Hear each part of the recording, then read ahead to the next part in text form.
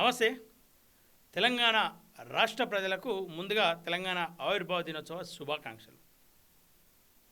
సరే, ఏళ్ళు గడిచిపోతూ ఉంది, దశాబ్దాలు నిండిపోయినాయి, 2 దశాబ్దాలకు త్వరలో రాబోతూ ఉన్నాం. ఇంకా ఇట్లా సంబరాలు చేసుకుంటా రోజులు గడుపుకుంటూ ఉన్నారు. మరి కొట్లాడి తెచ్చుకున్నటువంటి తెలంగాణ దేనికోసం కొట్లాడినాం, దేనికోసం తెచ్చుకున్నాం, దేనికోసం సాధించుకున్నాం? నీళ్లు, నిధులు, నియామకాలు మాత్రమేనా, దాంతోపాటు ఆత్మగౌరవం కూడా కావాలని చెప్పేసి అనుకున్నామా అనేది ఒకసారి మళ్ళీ ఆలోచించుకోవాల్సిన పరిస్థితి ఏర్పడుతూ ఉంది. ఇలా తెలంగాణ మనుషులపైన, తెలంగాణ అమరవీరుల కుటుంబాలపైన, తెలంగాణ ఉద్యమకారులపైన, తెలంగాణ జర్నలిస్టులపైన ఇష్టానుసారంగా మాట్లాడుతూ ఉంటే దానికి వత్తాసుగా చిల్లర పైసలు ఏరుకునేటువంటి కొంతమంది ఈరోజు ఆ తెలంగాణ ఉద్యమకారుల కుటుంబాలపైన, తెలంగాణ అమరవీరుల కుటుంబాలపైన ఇష్టానుసారంగా మాట్లాడుతూ ఉండరు. అది మళ్ళీ తెలంగాణ అని చెప్పుకొని తెలంగాణ ప్రాంత వాసులే. ఈ తెలంగాణ రావడాన్ని జీర్ణించుకోలేని కొంతమంది ఆంధ్ర నాయకుల చేతుల, ఆంధ్ర నాయకుల మోచేతి నీళ్లు తాగుకుంటూ ఈరోజు ఇక్కడ ఉన్నటువంటి పరిస్థితులపైన, ఇక్కడ ఉన్నటువంటి రాజకీయాలపైన మళ్ళీ కన్నేసి ఇక్కడికి రావడానికి, తెలంగాణను రాబందుల్లా పీక్కు తినడానికి మరో ప్రయత్నం చేస్తూ ఉన్నారు. ఆ ప్రయత్నంలో భాగంగానే ఆంధ్ర విగ్రహాలు కావచ్చు, తెలంగాణ అమరవీరుడి కుటుంబంలో ఉన్నటువంటి ఒక మహిళను తాగుబోతు అంటూ చిత్రీకరిస్తూ ఉన్నారు. ఈరోజు తెలంగాణ నిరుద్యోగుల పక్షాన పోరాడుతున్నటువంటి ఒక మహిళ తల్లిదండ్రిని కోల్పోయి ఉన్నత చదువులు చదువుకొని ఉద్యోగం రాక కష్టపడుతూ ఆమె కష్టం మరొకరికి రాకూడదని చెప్పేసి ఏదో ఒక చిన్న పెద్ద పోరాటం చేసుకుంటూ ఉంటున్నటువంటి ఒక మహిళ, సరే ముస్లిం మహిళల పేరు అవసరం లేదు, ఆ మహిళను ఇష్టానుసారంగా ఒక దారుణమైన భాషలో ఆమెను మాట్లాడుతూ ఉన్నారు, రేప్ చేస్తామంటూ. ఇదేనా పవన్ కళ్యాణ్ చెప్పిన మాటలు కావచ్చు? పవన్ కళ్యాణ్ మాకు ఒక మార్గదర్శకాన్ని ఏర్పాటు చేసారు, మేము పవన్ కళ్యాణ్ అడుగుజాడల్లో నడుస్తాం అని చెప్పి అనేక మంది స్టేటస్లు పెట్టడు, ఇవన్నీ పెడతా ఉన్నారు కదా. అంటే ఇదే నేర్పిండా, ఇదే మార్గమా? మేమేమంటా ఉన్నాం, ప్రాంతాలతో ఎప్పుడు ఇక్కడ విభేదం లేదు, కానీ ప్రాంతాలపైన వాళ్ళ ఆధిపత్యంపైనే ఖచ్చితంగా పోరాటాలు ఉంటాయి, ఇట్లాంటి ఉద్యమాలు మొదలవుతాయి, ఇంకా అనేక మొదలవుతాయి. ఈ తెలంగాణ రాష్ట్రంలో అనేక ప్రాంతాల నుండి వచ్చి బతుకుదెరువుతో బతుకుతూ ఉన్నారు. వాళ్ళ వల్ల నష్టం లేనంత వరకు ఖచ్చితంగా వాళ్ళు ఇక్కడ బతకచ్చు, ఇక్కడ తినచ్చు, ఇక్కడ తిరగచ్చు, ఇక్కడ ఉద్యోగం చేసుకోవచ్చు, ఇంకేమైనా చేసుకోవచ్చు. కానీ ఈ ప్రాంతపు అస్తిత్వం పైన దెబ్బతీసే ప్రయత్నం చేసినప్పుడు, ఈ ప్రాంతాన్ని దోసుకునే ప్రయత్నం చేసినప్పుడు, ఈ ప్రాంతాన్ని వచించే ప్రయత్నం చేసినప్పుడు ఖచ్చితంగా ఉద్యమం మొదలవుతుంది, పోరాటం మొదలవుతుంది, గో బ్యాక్ నినాదాలు మొదలవుతాయి. సరే, ఆంధ్ర వాళ్ళంతా సెటిలర్స్ ఉన్నారు, ఇక్కడ సెటిలర్స్ కూడా వెళ్ళిపోవాలని చెప్పేసి ఎవరు అన్నారు? ఇక్కడ ఖచ్చితంగా ఎక్కడైనా జీవించే హక్కు ఖచ్చితంగా రాజ్యాంగం కల్పించింది. దానితో పాటు ఆ ప్రాంతాన్ని మీ ఇష్టానుసారంగా మార్చుకుంటాం, మీ తొత్తులతో మీ ఇష్టానుసారంగా మీ రాజ్యాన్ని ఏర్పాటు చేసుకుంటామని చెప్పేసి అంటే ఖచ్చితంగా ఆ ప్రాంతంలో ఉన్నటువంటి లోకాలిటీ దెబ్బతిన్నప్పుడు ఖచ్చితంగా పోరాటాలు మొదలవుతాయి. సో దీనిపైన ఒక క్లారిటీకి రావాలి ప్రజలు కూడా. ఇక పవన్ కళ్యాణ్ ఫ్యాన్కి ఒకటే చెప్పదలుచుకున్నాం, రంగులు వేసి సినిమాలు తీస్తే ఖచ్చితంగా ప్రతి ఒక్కరికి ఫ్యాన్ ఉంటారు. అందులో సంపూర్ణేష్ బాబుకు ఫ్యాన్స్ ఉన్నారు, ఉప్పల్ బాలుకు కూడా ఫ్యాన్స్ ఉన్నారు. అట్లనే పవన్ కళ్యాణ్కు ఫ్యాన్స్ అంటే అభిమానం అంటే సినిమాల మట్టుకు పెట్టుకోండి. నేను కూడా పవన్ కళ్యాణ్ సినిమాలు చూస్తా, పవన్ కళ్యాణ్ సినిమాలో ఉన్నప్పుడు ఒక 5-6 తీసుకొని పోయి ఆ సినిమాకు టికెట్లు తీసుకొని మరి ఆ సినిమాను చూసే ప్రయత్నం చేస్తా. అది కాదు కదా, అది సినిమా వరకు పరిమితం కావాలి, అది ఎంటర్టైన్ మాత్రమే. ఇది జీవితాలు, రాజకీయం అనేది జీవితాలను మార్చగలదు, జీవితాలను నాశనం చేయగలదు. మీ అభిమానం సినిమాల మట్టుకు, థియేటర్ల మట్టుకు ఉంచుకోండి. అంతేగాని పవన్ కళ్యాణ్ ఏమన్నా మేము ఊరుకోమని చెప్పేసి అంటే ఆయన రాజకీయంగా సన్యాసం తీసుకొని కేవలం సినిమాలను కొనసాగితే పవన్ కళ్యాణ్ ఎవరు ముట్టరు, ఎవరు అది గారు. ప్రజాక్షేత్రంలో ఉన్నప్పుడు ప్రజల నుండి వచ్చేటువంటి ప్రశ్నలను, విమర్శలను ఖచ్చితంగా ఎదుర్కోవాలి. అదే రాజకీయ నేత ఉండాల్సినటువంటి క్వాలిఫికేషన్ కదా. అంతేగాని మేము దాడులు చేస్తాం, కొడతాం, ఎంతమందిని కొట్టగలుగుతారు మీరు? ఎంతమంది మీద దాడులు చేయగలుగుతారు? ఈ ఒంటెత్తు పోగొడుతూ పోయిన ప్రతి ఒక్కరు ఖచ్చితంగా నాశనమైన వాళ్ళే తప్ప బాగుపడేటువంటి వాళ్ళు ఉండరు. రేపు మీ జీవితాలు నాశనం అయితే మీ ఫ్యాన్ అని చెప్పుకున్న, మీ దేవుడు అని చెప్పుకున్నటువంటి వ్యక్తులు కూడా ఎవరు రారు. మళ్ళీ ఇదే ప్రాంతంలో, ఇదే హాస్పిటల్లో చూపించుకోవాలి, మీ తల్లిదండ్రులు చూపించాలి, మీ కుటుంబ సభ్యులు లేదంటే ఈ రాజకీయ నేతలు, ఈ లోకల్ రాజకీయ నేతలని మళ్ళీ బతలాడాలి. ఈ ఆంధ్రాకి పోయి మా డిప్యూటీ సీఎం ఉండు, మాకు ఈ తెలంగాణ సీఎం రిలీఫ్ ఫండ్ వద్దు, తెలంగాణ హాస్పిటల్లో మేము చూపించుకోమంటే నడవది. సో మాటలు దొల్లే ముందు జాగ్రత్తగా ఉండండి. మాటలు మాట్లాడే ముందు ఆలోచించండి. మన ఇంట్లో కూడా అక్క చెల్లెళ్ళు ఉంటారు, అమ్మ ఉంటుంది. ప్రతి మహిళ మన మహిళలాగా చూసుకోవాలి కదా. ఒక మహిళను పట్టుకొని ఇష్టానుసారంగా మాట్లాడతారు, తాగుబోతని చెప్పేసి ముద్దేస్తారు. మరో మహిళను పట్టుకొని నిన్ను 15లోగా రేపు వేసి చంపేస్తామని చెప్పి చెప్తాడు ఒకడు లుచ్చాగాడు. అంతే, మీరు రేపులు చేస్తూ ఉంటే ఇక్కడ గాజులు కట్టుకొని ఉన్నారు, మీ పవన్ కళ్యాణ్ ఇక్కడికి వచ్చి రేపులు ఏరి చంపేయిరి మహిళలను, నేను చూసుకుంటే ఏదైనా అయితే అని చెప్పిండా.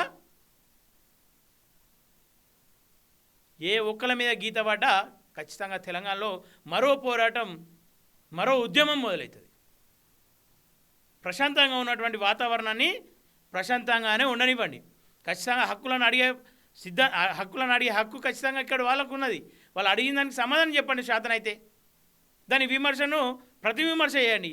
అంతేగాని విమర్శను చిచ్చులు పెట్టి ఏదో ఏదో చేద్దామని చెప్పేసి అనుకొని ఏదో అల్జడి చేస్తే ఖచ్చితంగా మీకు తగిన గుణపాఠం మీ తెలంగాణ ప్రజలు చెప్తారు, తగిన శాస్త్రి జరుగుతుందని చెప్పేసి ఈ సందర్భంగా చెప్తా ఉన్నా. సో ఆలోచించాలి ప్రజలారా, కూడా వాస్తవాలను తెలుసుకోవాలి. మన మౌనం అవతలోనికి బలమవుతూ ఉంది. వాడు తప్పు చేసినా వాని తప్పు ఈరోజు ఒప్పులాగా కనిపిస్తూ ఉంది. అందుకే ఖచ్చితంగా మౌనం వీడాలి. మన హక్కుల కోసం, మన అవసరాల కోసం, మన ఆత్మగౌరవం కోసం ఖచ్చితంగా నోరు మేపాలని చెప్పేసి మనస్ఫూర్తిగా కోరుకుంటా ఉన్నా. ఖచ్చితంగా ఇది ఇక్కడితో ఆపేస్తారని చెప్పేసి అనుకుంటా ఉన్నా. తెలంగాణ ఆవిర్భావ దినోత్సవం వాళ్ళు చేస్తూ ఉన్నారు, సరే ఎవరైనా చేయొచ్చు. తెలంగాణను అవమానించిన వాళ్ళే ఇలా వచ్చి ఆవిర్భావ దినోత్సవ సందర్భంగా శుభాకాంక్షలు తెలుస్తూ నవనిర్మాణ తెలంగాణను సృష్టిస్తారంట. ఉన్న నిర్మాణాన్ని కూలగొట్టే ప్రయత్నం చేసిన వాళ్ళు నవనిర్మాణాన్ని చేస్తారంట. సో వాస్తవాలను గమనించాలి. జర్నలిస్టులకు ఏదో చేసినామని చెప్పి చెప్తా ఉన్నారు కదా, అంటే వీళ్ళు పోయి పేడ్ జర్నలిస్టులు అది అని చెప్పేసి ఒక్క రూపాయి కూడా ఆశించకుండా ఆ రోజు ఖమ్మం వెలుగు మాటలనైతేనేం, నాగర్ కర్నూలు అయితేనేం, ఉన్నటి వరకు రైతుల కళ్ళాల కడికి అయితేనేం, ఎంఆర్పిఎస్ ఉద్యమం అయితేనేం, అటు మాలలకు కూడా వాళ్ళ హక్కులు కోల్పోతూ ఉన్నారన్నప్పుడు వాళ్ళ గొంతుకైనాం, అటు పక్కన పెడితే 57 ఉపకులాల గొంతులైనాం, ఇంకా అనేక సమస్యలపైన నిరంతరం పోరాటం చేసినాం. మూసీ నది బాధితుల తరపున పోరాటం చేసినాం. ఎక్కడ కూడా ఏం ఆశించలే. మా ఆశ అంతా ఒకటే, కన్నీరు పెడుతున్న పేదోడికి గొంతు లేనటువంటి వాళ్ళకు గొంతై నిలవాలి. అంచబడుతున్న ప్రాంతంలో ఖచ్చితంగా ఆ సమస్యని సమాజానికి చూపించాలి. నిజం నిప్పులాగా వెలగాలి. ఆ నిప్పు మీద నీళ్లు వచ్చే ప్రయత్నం చేస్తూ ఉన్నారు. ఆ నీళ్ళ నుండి వచ్చేటువంటి బొగ్గును మళ్ళీ నిప్పుగా తయారు చేయాలని చెప్పేసి ప్రయత్నం చేస్తూ ఉన్నాం.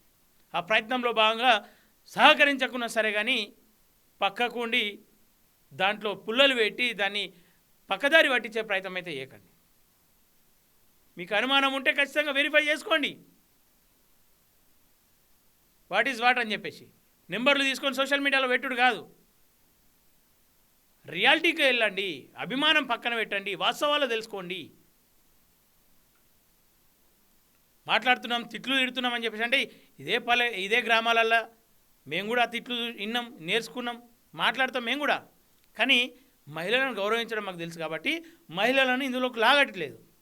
మీరు వచ్చి మహిళలను ఒక దారుణమైన మాటలు మాట్లాడుతూ ఉన్నారు, అది మీకే వెళ్తుందని అనిపిస్తూ ఉంది.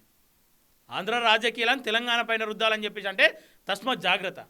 తల్లి పిల్లలను, అక్క చెల్లెలను, భార్యలను అందరినీ రాజకీయాల్లో లాక్కొని ఆ రొచ్చులో రాక్కొని అమాయకంగా ఇంట్లో ఉండేటువంటి మహిళలను ఇలా బజార్కి ఇడుస్తూ ఉన్నారు. మీరు బజార్ మనుషులుగా మారిరు ఆ మహిళల నుంచి. అదే సిద్ధాంతం, అదే పాలిటిక్స్ తెలంగాణలో చేస్తామని చెప్పేసి అంటే ఖచ్చితంగా ఊకోదు ఈ సమాజం. భారత మాత జయ అని చెప్పేసి అన్న నోర్లు ఇవన్నీ. మీరు భారత మాత జయ అని చెప్పేసి మైక్ల ముంగట, కెమెరాల ముంగట చెప్పి సాటుకు పోయి వాళ్ళ చీరలు గుంజుతూ ఉంటే, నిజంగా దేవుడు అనేవాడే ఉంటే ఖచ్చితంగా మీకు తగిన శిక్ష వేస్తాడని చెప్పేసి సందర్భంగా కోరుకుంటా ఉన్నా.